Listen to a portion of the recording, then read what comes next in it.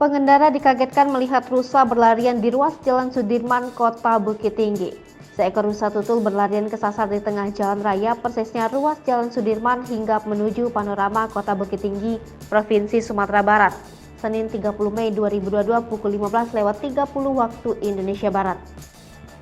Peristiwa yang sempat mengundang perhatian warga itu terjadi di ruas Jalan Sudirman hingga Jalan Panorama, Kecamatan Guguak Panjang, Kota Bukit Tinggi, Provinsi Sumatera Barat. Sontak rusa itu menarik perhatian semua pengendara yang melintas dan tak sedikit pengendara yang mengabadikan momentum langkah tersebut. Sejumlah pengendara yang berlawanan arah bahkan dikagetkan dengan rusa yang tiba-tiba muncul, dan tak terkadang rusa tersebut tersenggol kendaraan yang melintas. Pantauan tribunpadang.com, aksi salah satu satwa dilindungi itu berakhir di kawasan Kayu Kubu Guguak Panjang.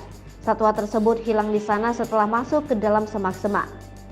Kepala Bidang Taman Marga Satwa dan Budaya Kinantan atau TMSBK Kota Bukit Tinggi, Silvi Rawani mengatakan rusa tersebut bukan miliknya.